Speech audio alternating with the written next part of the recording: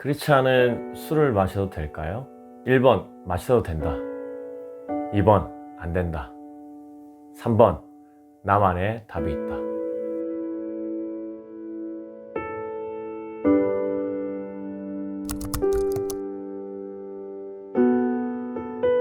술을 마시는 분들 중에는 교회 가면 술을 어떻게 할 것인가 하고 고민하는 분들이 많습니다.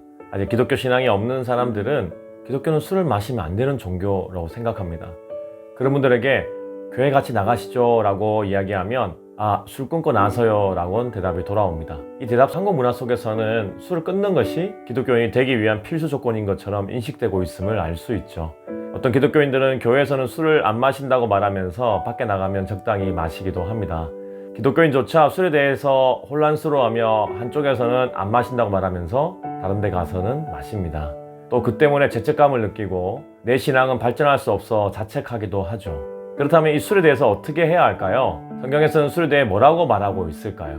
놀라운 점은 성경이 술에 대해서 이야기할 때 긍정적인 면과 부정적인 면 둘 다를 이야기하고 있습니다. 먼저 성경이 말하는 술의 긍정적인 면을 보겠습니다. 구약 성경에 보면 하나님 내리신 세 가지 복이 있습니다. 신명기 7장 12, 13절 곧 너를 사랑하시고 복을 주사 너를 번성하게 하시되 내게 주리라고 내 조상들에게 맹세하신 땅에서 내 소생에게 은혜를 베푸시며 내 토지 소산과 곡식과 포도주와 기름을 풍성하게 하시고 내 소와 양을 번식하게 하시리니. 시편 104편 15절 전도서 9장 7절에도 동일하게 말씀하고 있습니다. 구약에서는 반복해서 포도주를 하나님이 주신 복 중에 하나라고 소개합니다. 구약에만 이런 내용이 있을까요? 신약 성경은 술의 긍정적인 면을 다른 방식으로 언급하고 있습니다. 마태복음 11장 9절 19절과 누가복음 7장 34절에서 예수님이 이렇게 설명합니다. 포도주를 즐기는 사람이요 세리와 죄인의 친구로다. 성경은 예수님이 포도주를 가까이 했으며 여러 사람들, 특히 그 당시에 사회 속에서 천대받거나 죄인들로 여겨졌던 이들과 함께 즐겨 드셨던 것으로 반복해서 기록하고 있습니다. 반면 성경은 술의 부정적인 면도 명확하게 언급하고 있습니다. 잠언 23장 29절 30절 재앙이 네게 있느냐? 근심이 네게 있느냐? 분쟁이 네게 있느냐? 원망이 네게 있느냐? 까닭 없는 상처가 네게 있느냐? 붉은 눈이 네게 있느냐? 술에 잠긴 자에게 있고 혼합술을 구하러 다니는 자에게 있느니라. 여기서 성경은 혼합술에 대해서 매우 부정적으로 얘기하고 있습니다. 제가 한국에 직장생활 할 때 소맥이 아주 유행했습니다. 회식 자리에 가면 무조건 소주와 맥주를 섞은 소맥부터 시작하더라고요. 일부 혼합술이 맛있어서 먹는다라는 말씀하시는 분도 계실 수 있지만 사실 혼합술을 먹는 주된 목적은 빨리 취하기 위한 목적을 가지고 있습니다. 그러니까 성경은 술에 취하는 것에 대해서 부정적인 입장을 가지고 있는 거죠. 로마서 13장 13절 낮에와 같이 단정히 행하고 방탕하거나 술 취하지 말며 음란하거나 호색하지 말며 다투거나 시기하지 말고. 이 말씀에서는 술에 취하는 것을 음란한 죄와 동등한 수준으로 말하고 있습니다. 결론적으로 성경은 술을 긍정적으로 보는 면과 하지만 그 술이 우리 인간의 존엄성과 인간의 특별한 가치와 도덕성을 망가뜨릴 정도, 즉 술에 취할 정도로는 마시지 말라고 할 뿐 아니라 그 술에 취함은 죄라고 이야기합니다. 성경은 술에 대해서 긍정적인 면, 부정적인 면 모두를 말하고 있으므로 바로 쉽게 술 마시면 된다 또는 술 마시면 절대 안 돼 라고 단순하게 말할 수 없습니다. 여기서 잠깐 그럼 왜 유독 한국교회는 술을 교회 내에서 엄격하게 금지하고 있을까요? 왜 한국교회는 술 자체를 제약시하는 걸까요? 19세기 말 선교사들이 들어오고 교회가 부흥하면서 사경회, 말씀 세미나, 수련회가 열렸습니다. 그리고 길게 하다 보니 중간에 브레이크 타임 쉬는 시간이 있었는데 이때 집에서 가져온 음식들을 늘어놓고 부침개를 부치기도 하고 한쪽 옆에서는 귀하게 담궈왔던 담금술들을 가져왔어요. 그런 것들을 나눠 마시고 막걸리도 마시고 하다가 다시 말씀 시간에 들어갔는데 그때부터 그 전에 말씀에 집중해 듣던 사람들이 졸기 시작하거나 행설수설하거나 술주정을 부리고 이런 일들이 발생했던 거죠. 또한 선교사들이 나중에 알게 된 것은 대한민국이 술에 대해서 너무 간대할 뿐 아니라 힘든 일들을 술로만 너무 달래며 술에 빠져 있다는 것을 알게 됐습니다. 술을 마시고 하는 대부분의 행위를 용납해 주는 나라, 폭행, 성적인 문제, 게으름, 태만 등 이 모든 것들을 술 때문이라고 핑계대며 용납해 주는 것을 선교사들이 알게 된 거죠. 1907년에서 8년 국채부상운동, 국채를 국민들의 모금으로 갚기 위한 국권회복운동 중에 기독교인들이 중심이 되어 금주 금연운동을 벌였고, 이를 통해 모금된 많은 돈을 통해 나라 빚을 갚는 데 썼습니다. 1923년에 설립된 단체인 대한기독여자절제회는 복음을 통해 술과 담배, 마약의 해독을 일깨우고 여성과 어린이의 인권 향상과 교육에 힘쓰는 무브먼트를 전국적으로 일으켰습니다. 이런 세월들이 쌓이고 쌓이면서 기독교인 이꼴 술 마시지 않는 사람이라는 공식이 자리 잡기 시작했습니다. 술 안 마시는 것이 기독교인의 표지가 되었습니다. 성경이 술 취함을 죄 여기는 것과 달리 한국교회는 술 자체를 죄악시하는 전통을 가지고 있습니다. 이런 전통은 저는 개인적으로는 어떤 한편에서 보면 아름답다고 말할 수 있습니다. 하지만 그렇게 생각하고 무조건 술을 죄악시해서 술 마시는 사람을 죄인 취급하면 어떤 문제가 발생할까요? 저는 세 가지 문제가 발생한다고 생각합니다. 첫 번째, 신앙이 없는 사람들은 술에 대한 선입견으로 신앙과 믿음을 갖기를 꺼려합니다. 사실 우리는 술을 끊게 하는 게 먼저가 아니라 예수님을 소개하는 게 목적이잖아요. 두 번째, 신앙이 있는 사람들은 두 가지로 나뉩니다. 교인들 눈을 피해 몰래 마시면서 안 마시는 척 거짓말합니다. 믿음이 없는 사람들과 똑같이 동화되어 늘 취하도록 마십니다. 구별되지 못하고 완전 동화되는 거죠. 또 다른 부류는 아예 술 마시는 사람들과 어울리지 않은 신앙인들입니다. 이건 고르기 아니라 격리되는 겁니다. 자, 그럼 술에 대해 균형 잡힌 5가지 성경적인 태도를 제안드립니다. 첫 번째, 술에 대한 종교적 선입견을 버려야 합니다. 술 마시는 것은 속된 것이라고 정죄하고 술 안 마시는 것은 무조건 거룩하다고 여기는 이원론적 세계관을 버려야 합니다. 친구들과 어울려서 2차, 3차 가서 제대로 망가져보자 하면서 술 마시는 것은 분명 속되고 죄된 것입니다.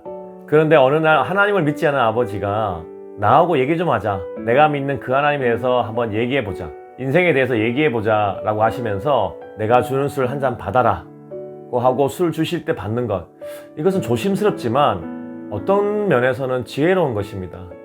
저는 절대 안 마십니다 하며 물리치는 것은 조금 어리석어 보입니다. 나중에 후회하실 수도 있어요. 성경은 어떤 행위 자체를 속되다 혹은 성스럽지 않다고 하지 않습니다.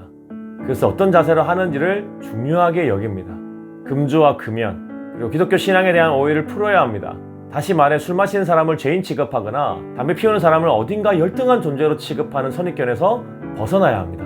술과 담배는 기호품이고 문화의 영역에 속하는 것으로 볼 수 있습니다. 그런 것으로 사람을 평가하거나 판단할 수는 없습니다. 술 마시는 분이 있다면 그것을 부끄러워할 필요는 없습니다. 단 거기에 부끄러운 행위가 따르면, 죄된 행위가 따르면 부끄러워해야 합니다. 술 마시는 것, 담배 피우는 것이 기독교의 신앙과 본질적인 관계가 있는 것은 아닙니다. 술 문제는 문화적인 차원이 굉장히 많습니다. 술에 관해서 전 세계의 기독교가 다양한 견해를 가지고 있습니다. 금주와 금연이 한국교회의 전통에서는 아름다운 것이지만 마치 기독교의 본질인 것처럼 오해해서는 안 됩니다. 두 번째, 우리의 경험과 성경에서 가르침에도 알 수 있듯 술은 긍정적인 면과 부정적인 면이 모두 있다는 사실을 기억해야 합니다. 어느 한쪽으로 치우치지 마시기 바랍니다. 술을 좋게만 생각하지도 말고 거꾸로 술에 대해 나쁘게만 생각하지도 마시기 바랍니다. 술은 양면성이 있다는 것을 알고 우리가 그 어느 쪽으로도 갈 수 있는 가능성이 있다는 것을 기억해야 합니다. 세 번째, 술이 나의 삶에 악영향을 미칠 때는 문제의 핵심이 나 자신임을 인정해야 합니다. 하나님은 우리 인간들이 풍성하게, 건강하게, 멋있게 살기를 원하십니다. 많은 사람들이 기독교에 대해 오해하시는 것 같습니다. 기독교는 인생을 재미없게 살게 하는 종교라고 생각하시는 분들이 많습니다. 그렇지 않습니다. 시편 104편 15절에처럼 하나님은 우리 마음의 기쁨을 위해 포도주를 마시라고 하시는 분이십니다. 놀랍지 않습니까? 하나님은 우리에게 이 세상에서 인생을 누리며 행복하고 멋있게 살기를 원하십니다. 하지만 염두에 둬야 할 것은 하나님 그분이 주신 그 많은 복들을 우리가 잘 사용하기를 바라신다는 점입니다. 예를 들어 봅니다. 돈은 하나님이 주신 복입니다. 대신 돈을 잘못 사용하지 말라고 말합니다. 교회에서 잘 이야기하지 않는 주제지만 성, 섹스도 성경에서 중요하고 좋은 것이라고 얘기합니다. 그러나 그것을 잘못 사용하면 그보다 추하고 죄된 것이 없습니다. 권력 또한 하나님이 주시는 것이라고 말합니다. 그러나 권력을 잘못 사용하면 다른 사람을 망가뜨립니다. 돈, 섹스, 권력, 술, 문화까지도 우리가 그것을 어떻게 사용하는지에 따라서 긍정적인 결과를 가져올 수도 있고 부정적인 결과를 가져올 수도 있다는 것입니다. 이것이 세상 만사에 대한 성경적 윤리입니다. 문제는 나 자신입니다. 내가 어떻게 할 것인지가 문제입니다. 기독교는 이런 종교입니다. 어떤 행동에 허용되고 허용되지 않는 지는 모두 2차적인 문제이고 저차원적인 문제입니다. 문제의 핵심은 내가 왜 그것을 하는가입니다. 하나님과 어떤 관계 속에서 그것을 하는가? 만일 하지 않는다면 나는 왜 그것을 하지 않는가? 하나님과 어떤 관계 속에서 나는 왜 그것을 하지 않는가입니다. 네 번째, 술을 마시기로 하셨다면 구체적인 기준선을 정하는 것을 권면해 드립니다. 자신의 기준을 구체적으로 세우라는 겁니다. 자신과 다른 사람들의 존엄성을 지키는 선이 어디인지 스스로 만들어 보시기 바랍니다. 우리 중에는 금주가 필요한 분이 있습니다. 마시기만 하면 절제가 안 되어 망가지는 사람들, 위가 상하거나 머리가 아프다든지 술이 맞지 않는 분들은 금주를 하는 것이 좋습니다. 종교적인 이유로 금주를 하기도 합니다. 세례 요한이나 구약에 나오는 일부 선지자들, 바울이 그랬습니다. 자신의 소명이 너무나 중요했기 때문에 술을 마시지 않는 편이 좋겠다고 생각하고 금주를 선택했습니다. 자기 신앙의 양심과 신념을 지키기 위해서 금주를 하는 것은 아주 좋은 일입니다. 하지만 제가 힘주어 이야기하고 싶은 것은 절주입니다. 술을 절제하는 법을 배워야 합니다. 이 경우 절주의 기준선을 자신이 직접 정해 놓아야 합니다. 그 절주에서는 술의 종류, 술을 함께 마실 사람, 모임 등을 고려해서 기준선을 술 취하기 한참 전으로 잡아 놓아야 합니다. 술 취함으로 넘어가면 그것은 죄를 짓는 것입니다. 그 선에 이르기 한참 전에 기준선을 긋는 것이 필요합니다. 취하기 위해서 마시는 술은 죄입니다. 독주와 혼합주는 마시지 않기로 결단해야 합니다. 절제를 할 수 없다면 술을 마시지 말아야 합니다.